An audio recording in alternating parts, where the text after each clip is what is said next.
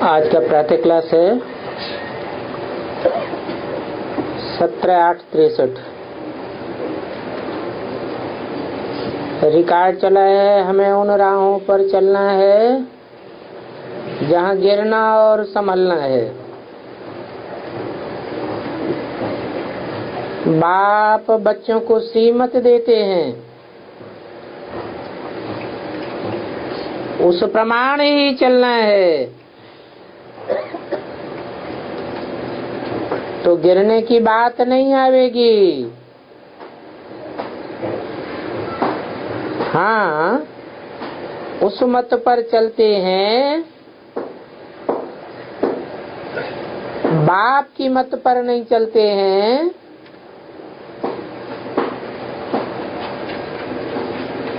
तो फिर घड़ी घड़ी गिर जाते हैं। और बाप कौन सी मुख्य मत देते हैं?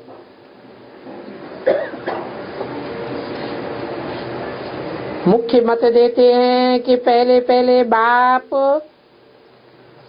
का फरमान है कि अपने परम धाम शांति धाम को याद करो। ऊंची स्टेज में रहेंगे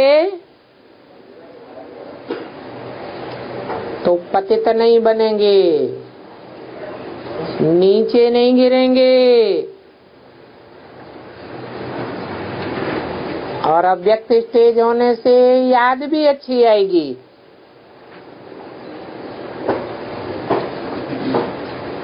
ये बाप मत दे रहे हैं सभी ब्रह्मा मुख वंशावली ब्राह्मण और ब्राह्मणियों को। ब्रह्मा, सरस्वती और जो भी बच्चे हैं सभी को मत मिलती है।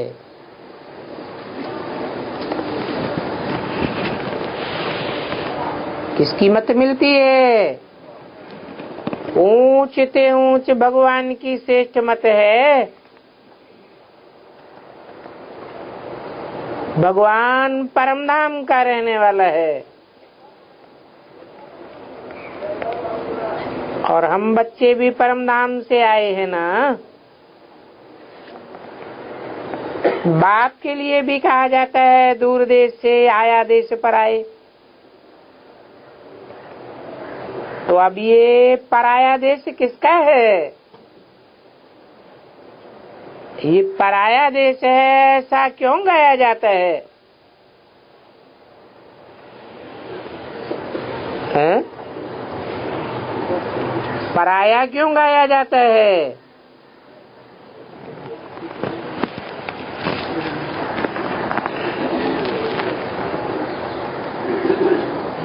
क्योंकि ये प्रकृति का देश है। प्रकृति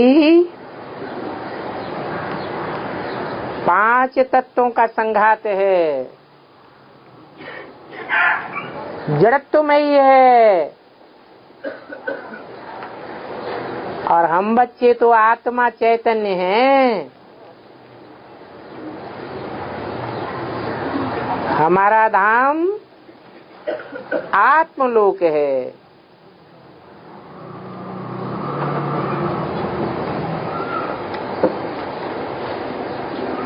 पराये धाम में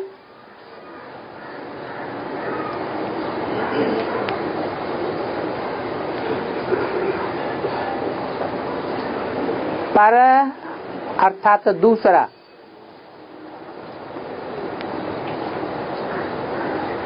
स्व माने आत्मा।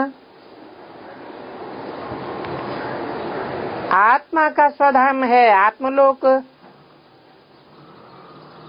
पर है शरीर।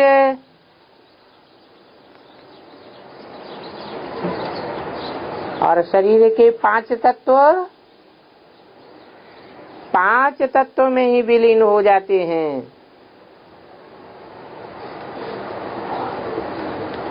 क्योंकि विकृति को पाते रहते हैं।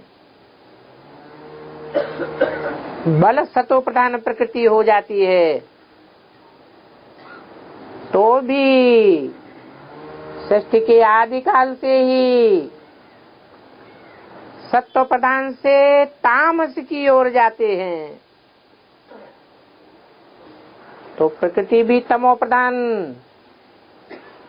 और उस प्रकृति के संग में आने वाली आत्माएं भी सतो प्रधान से तामसी बन जाती हैं।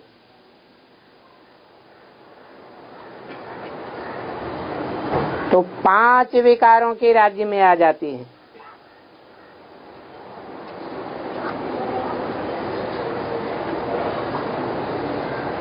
परम धाम में तो बाप रहते हैं, परम पिता परमात्मा, हम आत्माएं जो अब पार्ट बजा रही हैं,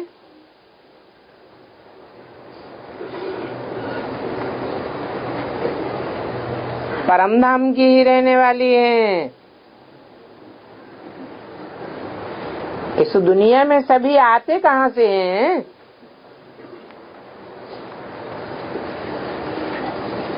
इन कॉर्पोरियल वर्ल्ड में है हम आत्माओं का स्टॉक। ये तो हर एक जान सकते हैं कि आत्मा यहाँ की रहने वाली नहीं है। जो जहाँ का रहने वाला है उसे वहीं वापस जाना है। ठहर नहीं सकता। तो आत्मा आती है पारलोक से। कोई मरते हैं तो भी कहते हैं फलाना परलोक पधारा, परंतु वो परलोक तो पधारते नहीं है।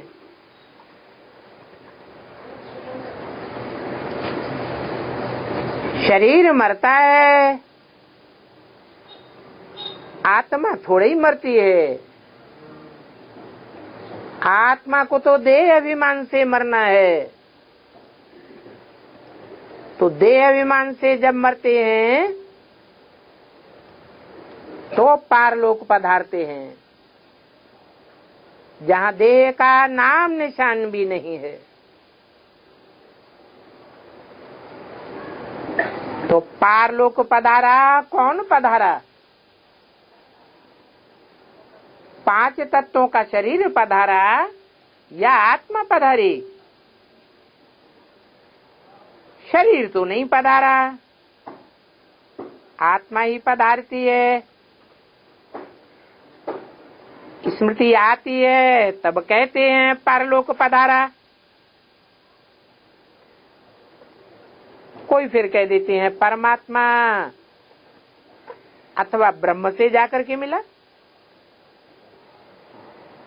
अब आत्मा के परमात्मा में लीन होने की तो बात ही नहीं। लीन होना माना अस्तित्व खलास हो जाना। कौन आत्मा चाहती है कि हमारा अस्तित्व खलास हो जाए?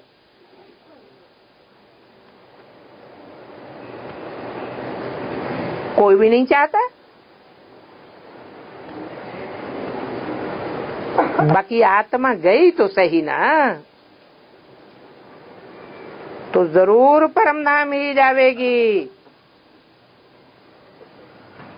हम आत्माएं परम धाम में रहती हैं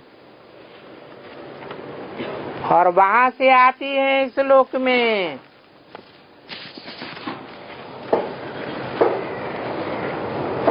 सप्ताह 863 की वाणी का दूसरा पेज।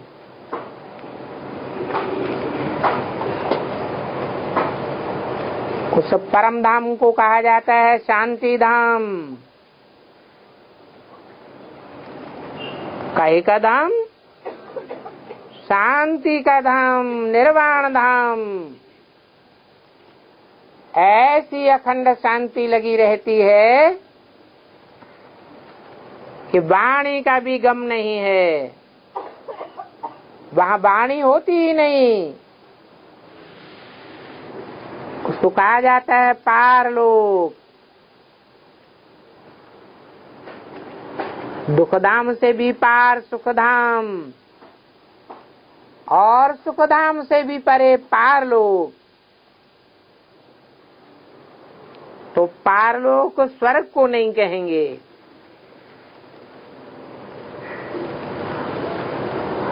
उससे भी परे पारलोक निर्वाण धाम है। क्योंकि जहाँ नरक है वो ही फिर बदल करके स्वर्ग होना है।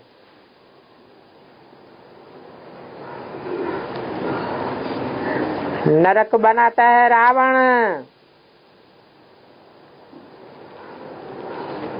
जो सदैव देहभान में रहता है।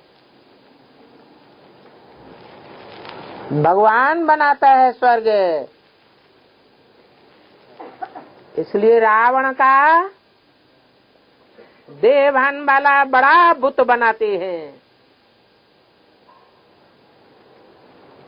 कि अंधे की औलाद अंधों को दिखाई पड़े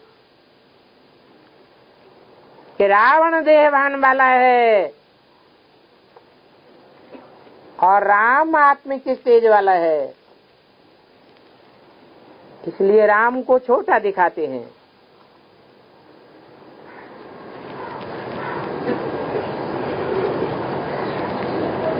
तो जब स्वर्ग होता है तो नरक नहीं रहता है। इसे ही भारत खंड में स्वर्ग और नरक दोनों ही होते हैं। खास भारत का ही नाम लेना है। भारत ही 100% सुखधाम और भारत ही 100% दुखधाम बनता है। भारत ही स्वर्ग था, वहाँ सब स्वस्थिति में रहने वाले थे।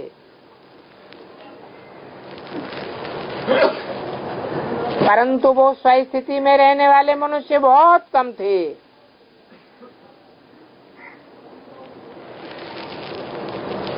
तो सब इतनी आत्माएं कहाँ थी जितनी मनुष्य आत्माएं आज इस सृष्टि पर हैं।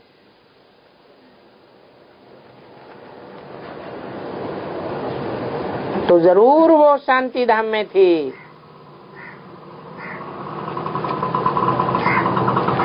तो ये बात भी समझानी है कि 3 धाम है। ऊंचे ते ऊंचे है शांति धाम, फिर है सुख धाम, फिर नीचे ते नीचे धाम है दुख धाम।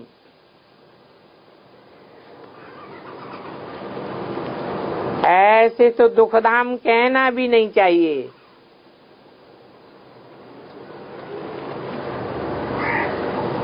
क्यों नहीं कहना चाहिए?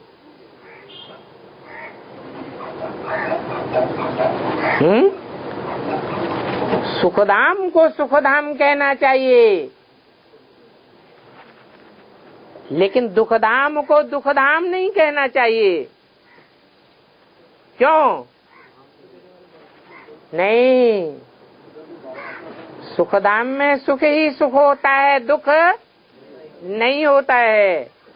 और दुखधाम में कुछ न कुछ परसेंटेज में सुख भी होता है। तो अक्षर मिलाने के लिए कह देते हैं दुखधाम सुखधाम। ठीक है, हमको शांति चाहिए। अरे शांति चाहिए तो शांत रहने जैसा कर्म भी तो करना पड़े।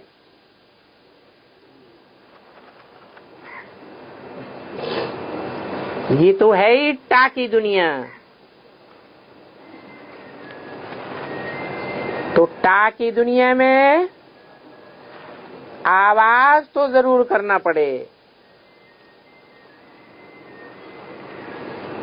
कर्म योग है।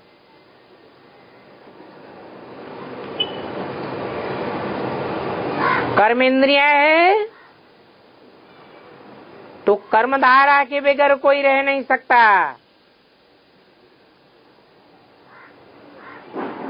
बाप भी कहते हैं हम भी परमधाम से आए हैं,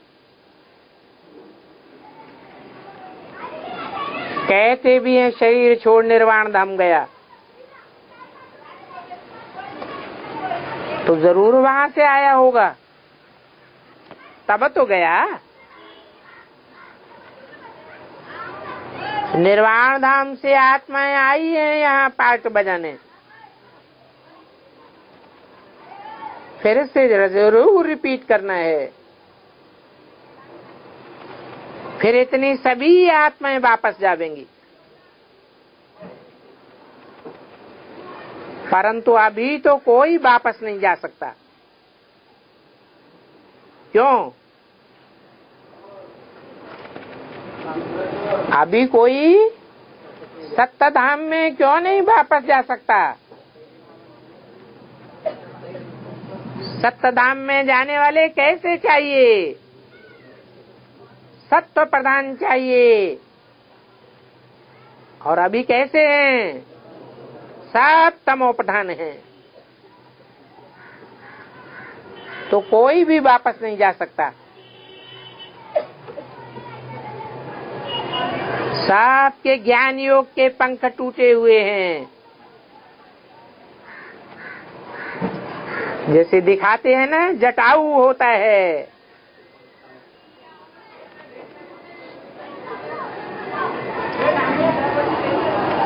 कहते हैं ना,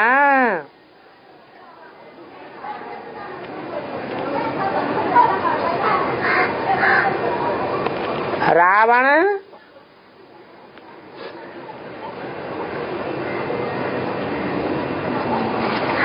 जटायु का रूप धर सीता को ले गए। जटायु का रूप धर के ले गए है कि साधु का रूप धारण करके ले गए? फिर जटायु क्यों कह दिया? जटायु के लिए गायन है कि रावण ने उसके पंख तोड़ दिए। बाकी जटायु आदि कोई होता नहीं है।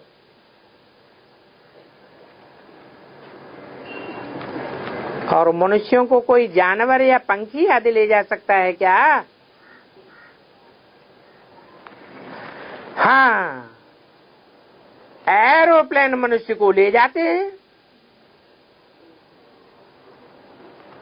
बाकी तो ये सभी दंत कथाएं हैं।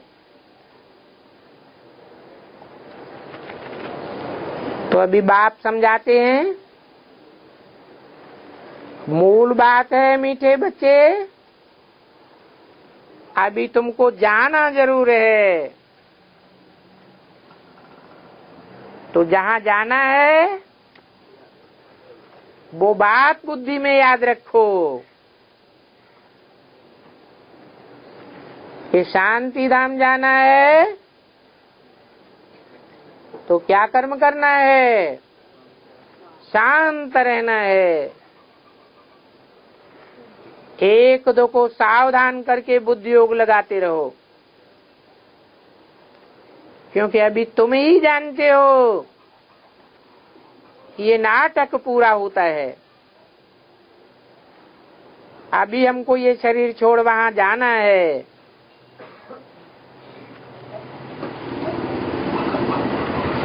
फिर से दुनिया में नहीं आवेंगे, दुखधाम में आवेंगे तो जरूर अपना पार्ट बजाने फिर से, परंतु सुखधाम में आवेंगे। हम ही 84 जन्म लेते हैं, और 84 जन्म कोई एक ही सतयुग में नहीं होते हैं। आदि से लेकर अंत तक मनुष्य के 84 जन्म हैं।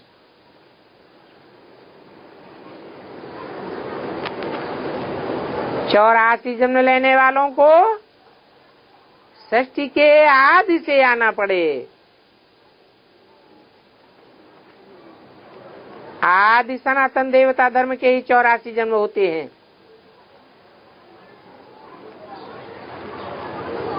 और तो कोई के हो नहीं सकते।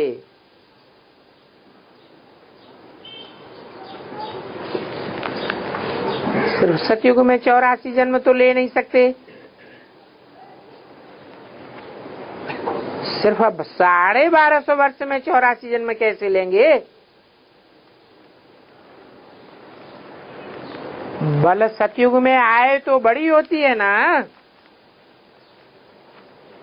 तो जन्म भी कम होंगे। तो हरेक को सतो रजो तमो युगों में आना जरूर पड़े। ऐसे नहीं हो सकता कि सतयुग में ही 84 जन्म लेवें और वापस चले जावें। तमो प्रधान पतित बने, तब फिर पतित पावन बाप आकर सभी को ले जाते हैं। जानते हो, ये तमो प्रधान चोला छोड़ फिर हम सतो प्रधान चोला लेंगे। हमारा ये ड्रामा बना हुआ है। 5000 वर्ष के बाद बाप आते हैं।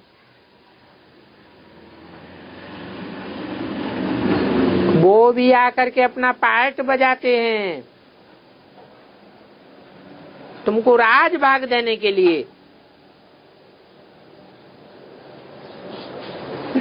तुम कहेंगे हम तो अनगिनत समय आए हैं, आपसे मिले हैं, फिर कल्प कल्प भी हम मिलते रहेंगे। हे स्मृति रहे, अभी हम बाबा से मिले हैं, सभी तो नहीं मिले हैं। अभी फिर से हमारा 84 जन्मों का पार्ट रिपीट होगा। इतना भी याद रहे तो भी यह हो सौभाग्य। ये पॉइंट्स ऐसे हैं जो कोई को भी गिरने से बचा सकते हैं।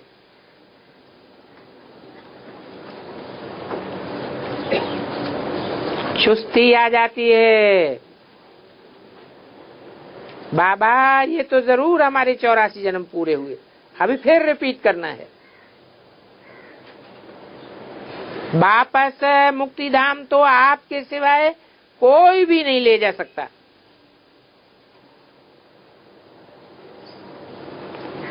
चाहे कोई भी बड़े से बड़े धर्म पिताएं आए हों,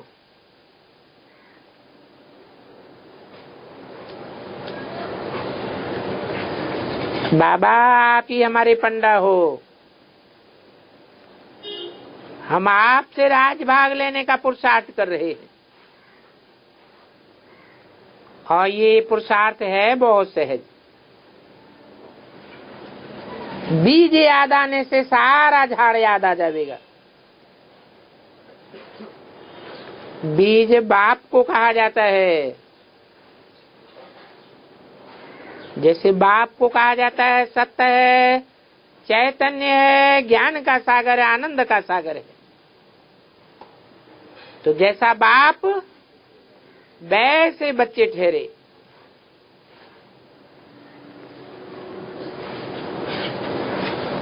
इस समय तुम्हारी ये महिमा जो देवताओं की महिमा है, जो कृष्ण की महिमा है, सर्वगुण संपन्न 16 कला संपूर्ण संपूर्ण अहिंसक मर्यादा पुरुषोत्तम, ये महिमा तुम्हारी इस समय हो सकती है या नहीं हो सकती है? है? इस समय हो सकती है? नहीं हो सकती है। अभी कोई भी संपूर्ण निर्विकारी बना नहीं है। जब तक अंत न हो जाए, और अति के बाद ही अंत होता है। ब्रह्मा की आयु पूरी हो फिर रिजल्ट निकलेगी।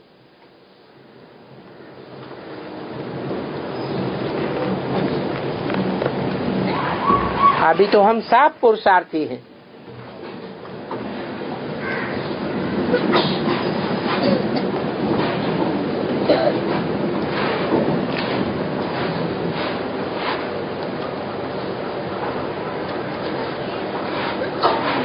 अंतमते सुगति हो जाएगी।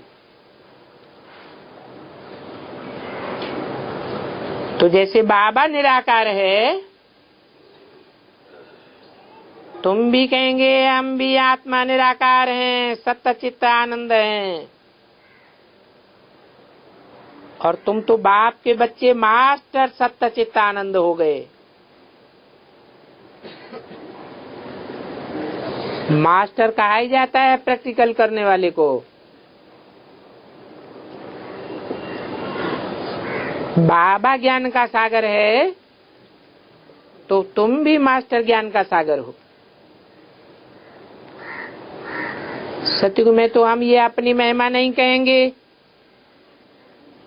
इस समय तो तुम ईश्वर के बच्चे हो, फिर बनेंगे दैवी बच्चे। ये बहुत बहुत मीठे मीठे पॉइंट्स हैं जिनको धारण करने से तुमको खुशी का पहाड़ा चढ़ जाएगा। जो अच्छे पुरुषार्थी हैं उनकी अंत में ये अवस्था देखने में आवेगी। तुम ईश्वरीय संतान हो तो तुम्हारे वो ईश्वरीय गुण झलकने चाहिए। महिमा भी गाई जाती है, सत्य चित्त आनंद। तो ऐसे थोड़े ही है कि अंत में सभी की ये महिमा हो जाएगी। हमारी भी महिमा पुरुषार्थ पर है। अभी हम बाप जैसे बन रहे हैं, बनने के बाद फिर हम देवी देवताओं के संगठन में आवेंगे। फिर हमारी दैवी गुणों की रस्म रिवाज चलेगी।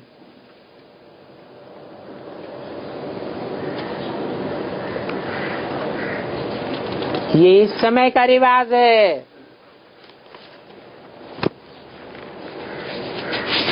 जो हम बाप जैसे बनते हैं।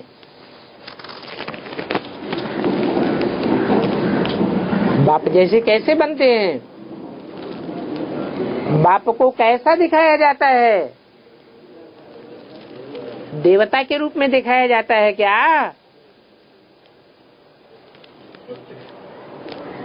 कि जनेऊ धारण किया हुआ ब्राह्मण दिखाया जाता है? शंकर के चित्र में यज्ञोपवीत भी पड़ा हुआ है। उसे क्या साबित होता है कि ब्राह्मण है। तो हम बाप जैसे ब्राह्मण जरूर बनेंगे। 1763 की वाणी का 3रा पेज। परंतु सब तो नहीं बनेंगे ऐसे संपूर्ण ब्राह्मण। कोटों में कोई और कोई में भी कोई बनेंगे।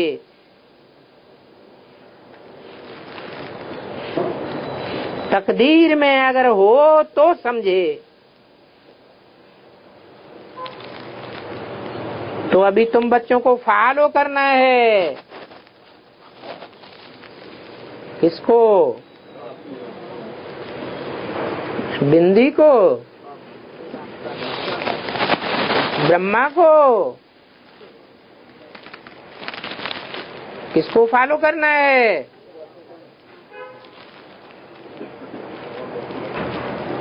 पहले बाप को फॉलो करेंगे, फिर देवताओं को फॉलो करेंगे। तो अभी हम ईश्वर बाप को फॉलो करते हैं।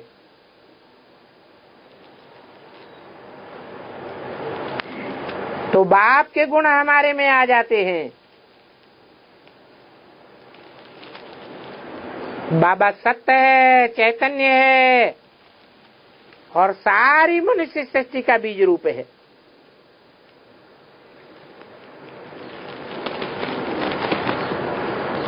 इसलिए उसमें ही सृष्टि के आदि मध्य अंत का ज्ञान समाया हुआ है।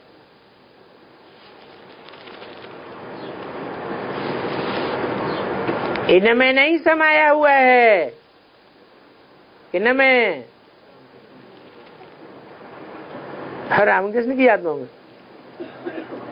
है। इनमें मैंने ब्रह्मा सरस्वती की तरफ इशारा किया। उस समय सरस्वती जीवित थी या नहीं? हम उस बीज रूप बाप के बच्चे हैं, तो हमको भी आदि मध्य अंत का ज्ञान होना चाहिए और ऐसे ही अपन को समझना चाहिए।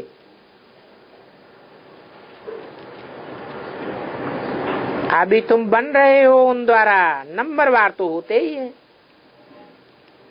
कोई में थोड़ा ज्ञान है, पवित्रता भी थोड़ी है,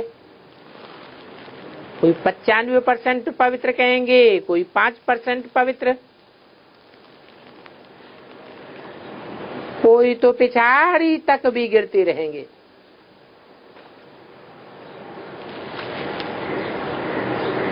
फिर आते रहेंगे। तुम्हारा तो काम ही है शिव बाबा से। ऐसे मत समझो, हमारा संस्था से काम है।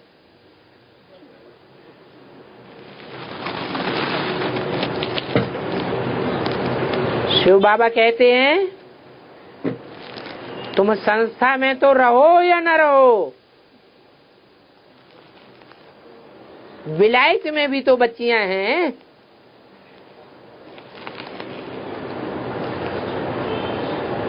तो ढेर की ढेर विलायत में रहने वाली बच्चियां वहां किस संस्था में हैं?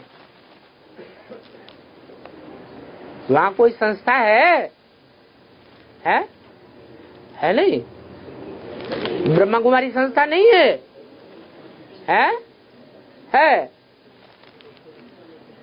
उसका संचालन करने वाला ईश्वर है। ईश्वर बाप तो नहीं है, तो वहां विलायत में तो कोई भी संस्था नहीं है। फिर भी बाप की बच्चियां तो है ना, उनों का भी योग तो एक से है ना। बुद्धि में है हमको वर्षा बाप से लेना है, उनसे हमको योग लगाना है, इनसे नहीं। किनसे?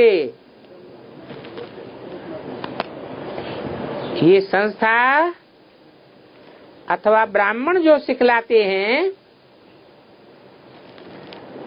वो अगर सीखेगा तो अच्छा है, नहीं तो बाप से योग लगाओ और मुरली सुनते रहो। अगर मुरली न पढ़ी अथवा न सुनी तो समझो मुर्दा होने की तैयारी करते हैं।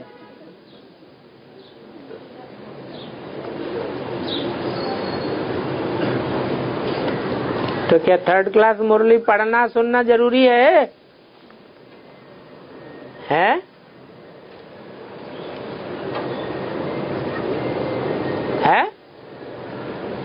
अरे 1st क्लास न मिले, 2nd क्लास भी न मिले, तो कम से कम 3rd क्लास भी मिलेगी तो जिंदा बने रहेंगे, मुर्दा तो नहीं बनेंगे। ज्ञान तो अंत तक सुनना है। ज्ञान की धारणा नहीं होगी तो याद भी नहीं आवेगी। अगर टैप सुनना अथवा मुरली पढ़ना भी छोड़ दिया तो बस समझो हमारी मौत सामने है। कोई बचा नहीं सकता है? मौत सामने है माने है क्या मतलब? अनिश्चय बुद्धि रूपी मौत सामने है। फिर मुर्दा बन पड़ेंगे। ईश्वरीय औलाद से बदलकर आसुरी औलाद होना पड़ेगा।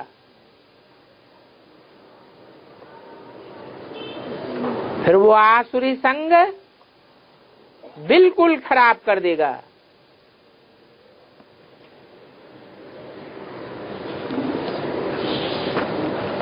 इसलिए मुरली तो कहाँ भी सुननी है जरूर। अगर ऊंच पद पाना है तो विलायत में भी मुरली जरूर पढ़ते हैं।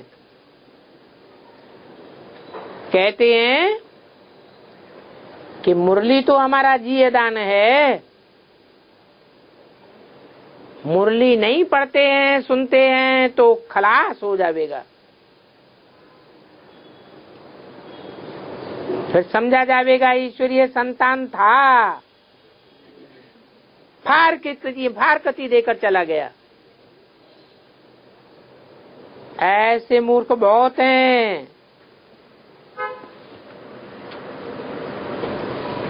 बहुत हुए हैं और बहुत होने वाले हैं, जो बाप का भी हाथ छोड़ देंगे।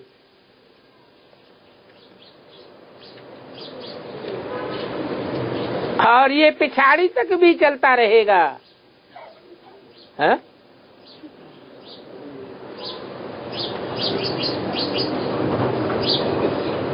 बरस 2 बरस मम्मा बाबा कहते, फिर फारकती दे देते, फिर खलास हो जाते। इसलिए क्या करना चाहिए?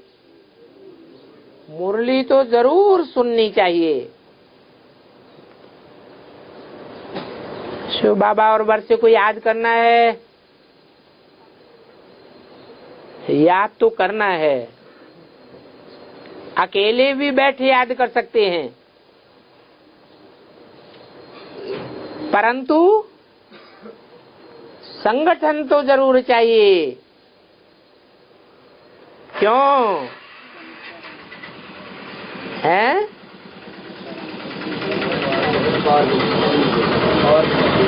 संगठन से ताकत मिलती है, यूनिटी बनती ही तब है जब प्योरिटी होती है।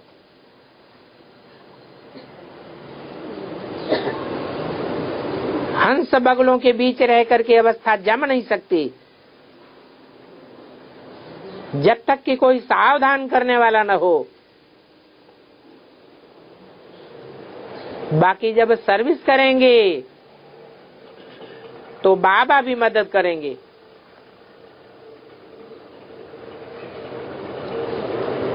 संगठन में बाप की याद में बैठने से भी सेवा होती है वाइब्रेशन की। हिम्मते मर्दे मददे बाप, नहीं तो सर्विस बिगड़ क्या पद पावेंगे? बल बैकुंठ में जावेंगे, परंतु पद कौन सा पावेंगे? ब्राह्मण बन और फिर ब्राह्मणों का साथ लेना, ये तो बहुत जरूरी है। वो दुनियावी ब्राह्मण तो झूठे हैं। क्यों झूठे हैं? क्योंकि वो तो कुखवंशावली है, ब्रह्मा के मुख से पैदा नहीं हुए हैं। ब्रह्मा के मुख से निकली हुई मुरली को मानने वाले नहीं है। वो तो ब्रह्मा की गोद का आश्रय लेने वाले हैं। उनको ब्रह्मा का चेहरा और गोद ही याद आती है। ब्रह्मा के मुख से निकले महावाक्यों पर ध्यान नहीं देते हैं। तो वो कोई ब्रह्मा की मुखवंशावली नहीं है।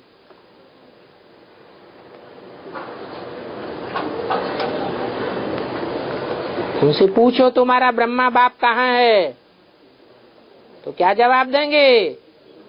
सूक्ष्म वतन में। अब सूक्ष्म वतन में प्रजा कैसे पैदा होगी?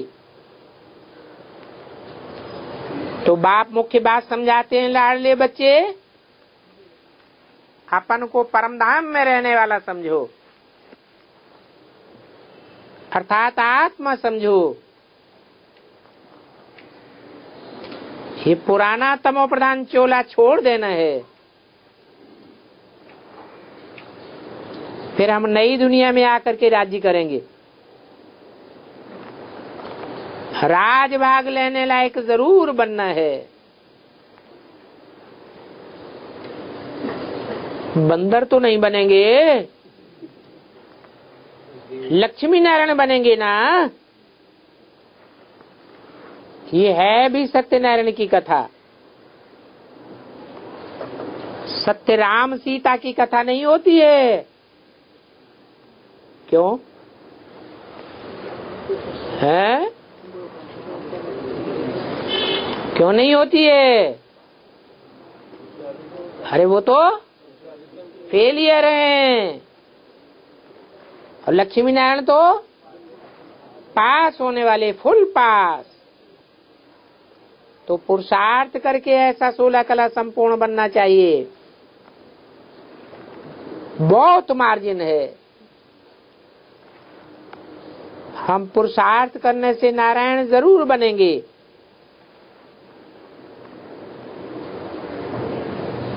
अच्छा नहीं तो माँ को फॉलो करो।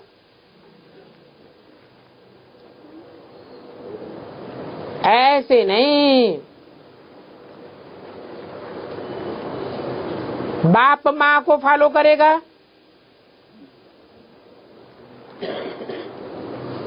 हाँ। ऐसे भी नहीं है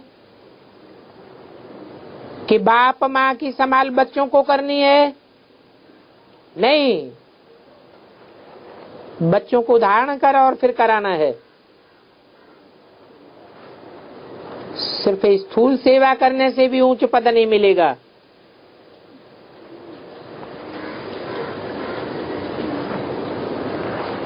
ये बात हर एक समझ सकते हैं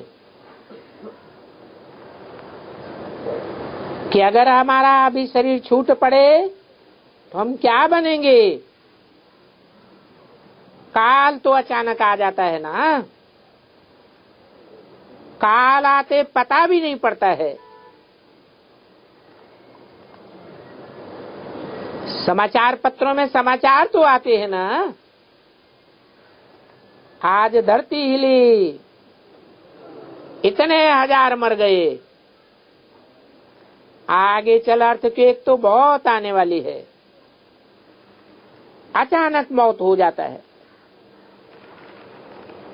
अभी बाबा आकर के बुद्धि का ताला खोलते हैं। अगर वो नहीं खुलता है तो अज्ञानी से भी जास्ती चट खाते में हो जाते हैं।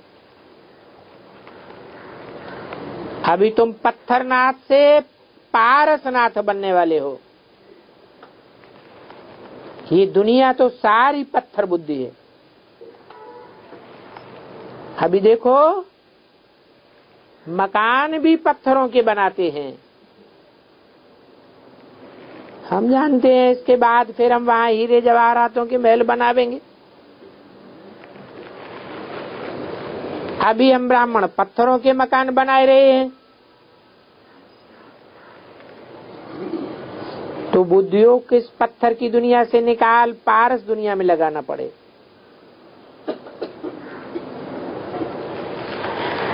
ये पत्थर के मकान पुरानी दुनिया में बनते हैं, नई दुनिया में सोने के महल बनावेंगे।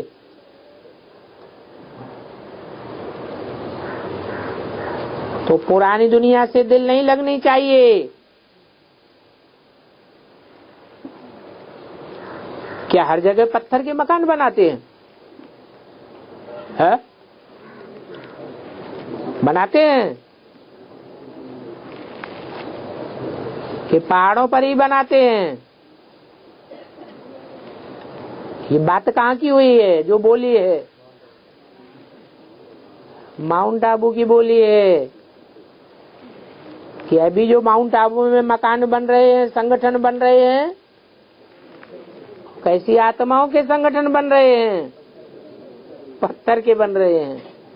इसलिए बाबा ने वहां रहने के लिए मना किया हुआ है। प्रॉपर्टी भले खरीद लो, परंतु पत्थर बुद्धियों के साथ रहना नहीं है।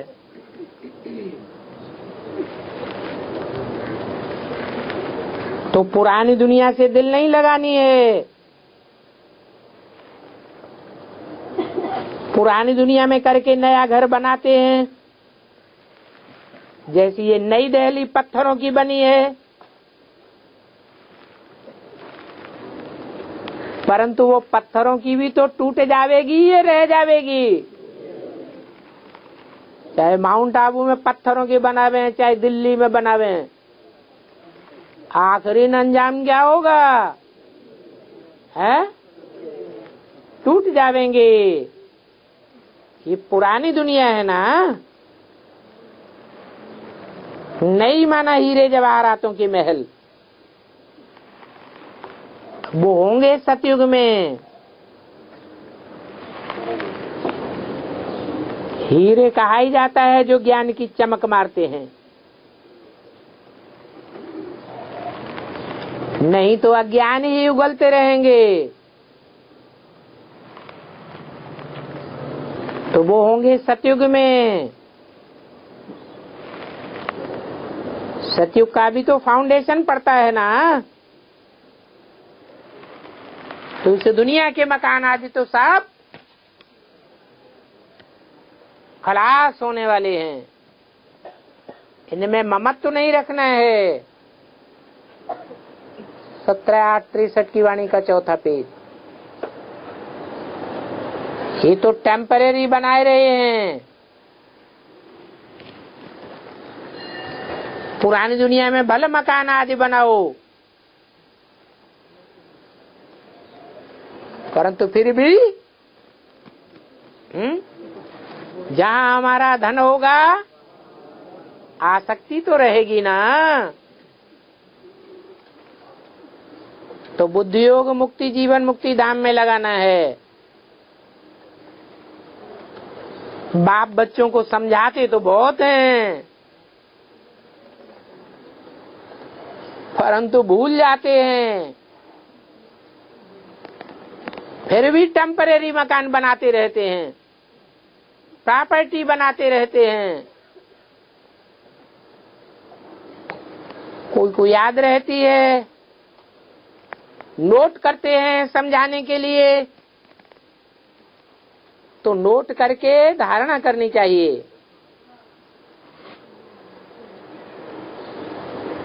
इस पुरानी दुनिया में तो भले मार्बल का अथवा सोने का भी बनावे, परंतु सोने का तो अब बना ही नहीं सकेंगे।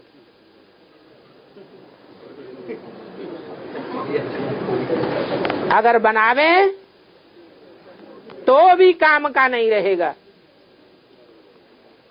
क्योंकि अभी प्रकृति तमो प्रधान बनने वाली है, अति में जाने वाली है,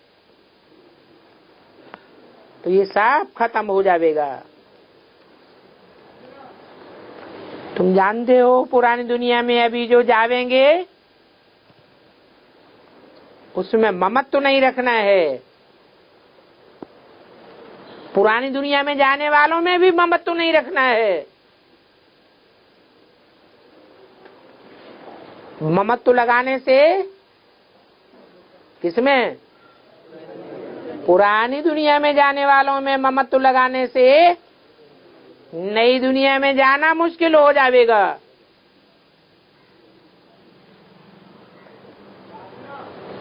वो पुरानी दुनिया में जाने वाले अपनी ओर खींचते रहेंगे।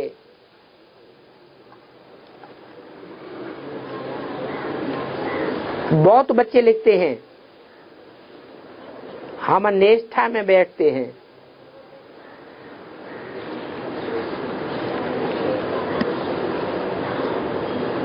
परंतु बुद्धि योग हमारा लगता नहीं है। ऐसे कौन से बच्चे हैं जो निष्ठा में बहुत बैठते हैं? हैं? बीके में है या पीबीके में है? अधूरी नॉलेज जिन्होंने ली है, बेसिक नॉलेज, उनमें बहुत ऐसे बच्चे हैं जो निष्ठा में बैठते हैं, परंतु उनका बुद्धि योग तो लगता ही नहीं है।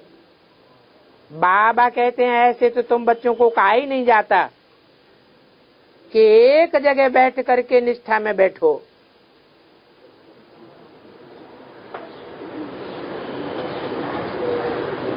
अगर ऐसे बैठेंगे तो माया और ही माथा खराब कर देगी।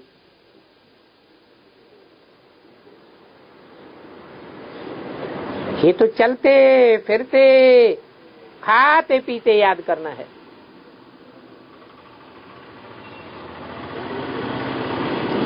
और चलते फिरते खाते पीते सहज याद कब होगी? कर्म करते भी सहज याद कब होगी?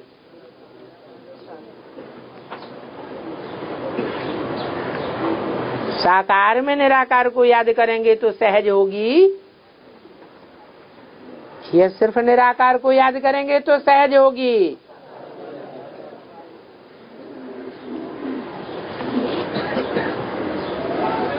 करके संगठन हो जाता है, बाकी याद तो नहीं टिकती है निष्ठा में बैठने से। बाबा कहते हैं चलते फिरते उस याद में रहो। ऐसे भी नहीं कहते सिर्फ जब कथा सुनने बैठो तब निष्ठा में रहो। चलते फिरते याद में रहना सहज होगा। खास बैठने से योग मुश्किल लगेगा।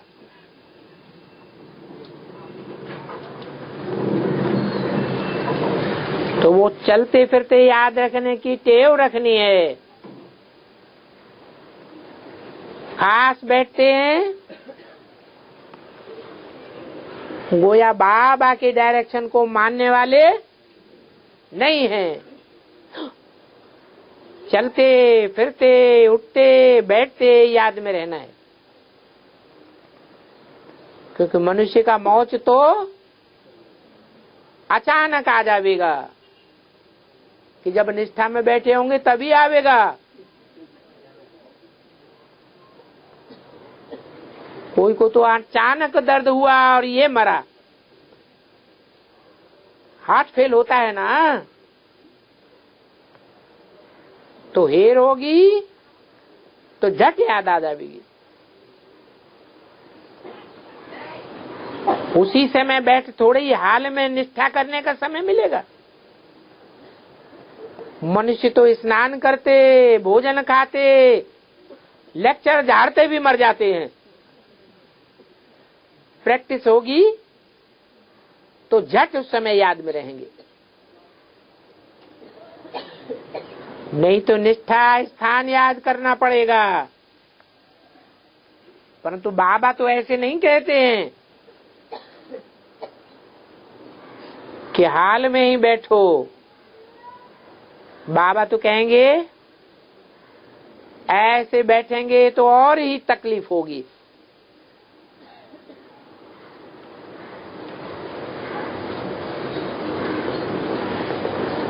समझो पेट में दर्द पड़ता है तो भी बाबा को याद करेंगे तो अंतमते सो गति हो जाएगी। रात को भी जाग करके बाबा को याद करो, याद करेंगे तो अंतमते सो गति हो जाएगी।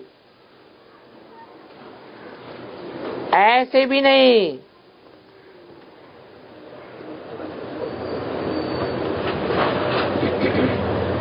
कि रात को याद करने के लिए उठकर बैठ जाना है। नहीं, बल सोए पड़े रहो। सोए पड़े रहो तो नहीं बोलना चाहिए, बल पड़े रहो परंतु याद करते रहो।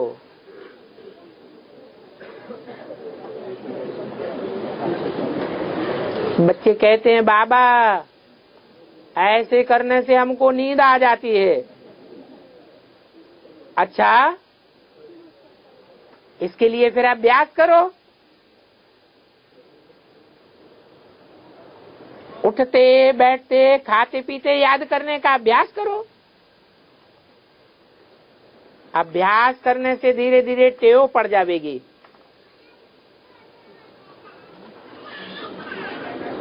अच्छा, अब उत्सव मनाना पूरा हुआ, अब फिर याद करेंगे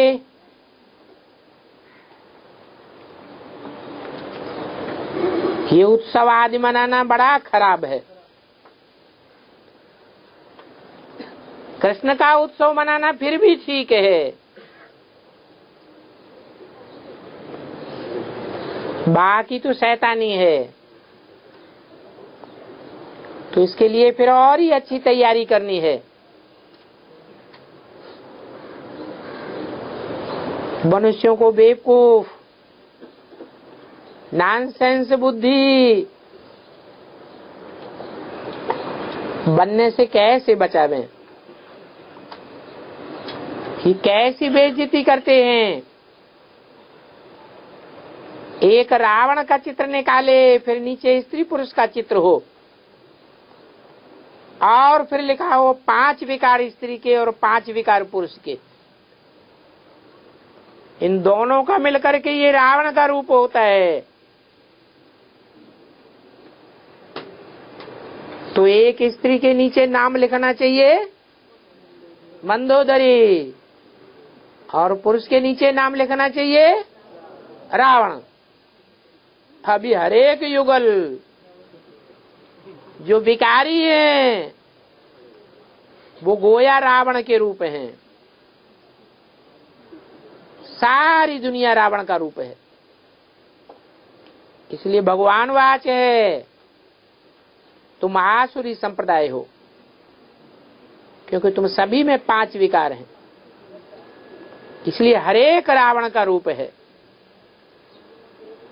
अभी काम चिच्छा से उतर ज्ञान चिच्छा पर बैठो तो ये रावण जल जाएगा।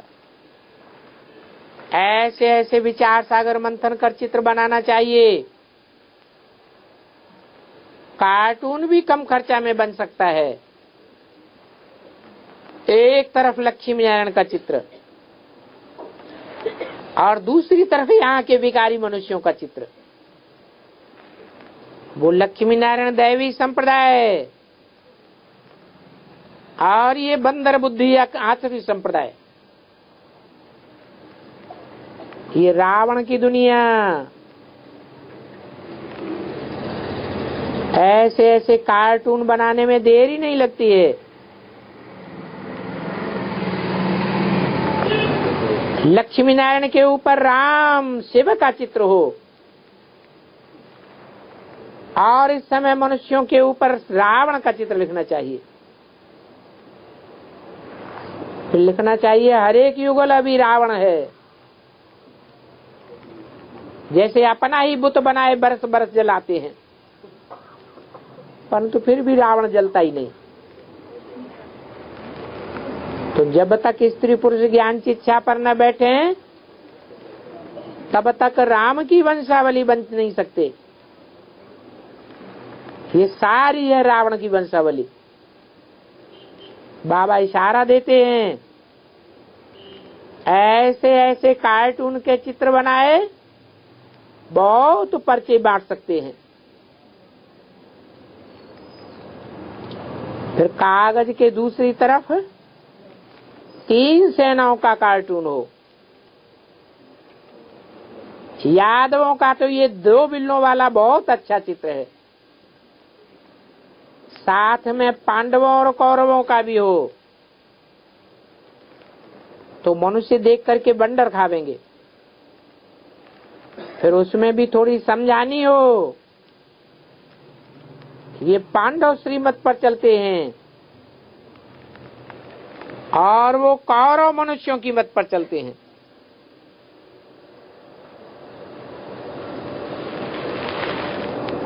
ये पांडव विजयमाला में पिरोए जावेंगे। वो कौरव जो मनुष्य मत पर चलने वाले हैं वो विनाश हो जावेंगे। अभी कोई बच्चा निकले जो ऐसे ऐसे कार्टून बना करके बाबा को दिखावे, ये कार्टून बनाना तो बहुत सहज है, सभी कहेंगे इनका ज्ञान तो बहुत वंडरफुल है। अच्छा, मीठे मीठे नंबरवार से कील दे तो सभी हैं, परंतु मीठे भी नंबरवार हैं। तो बच्चों को गुड मॉर्निंग।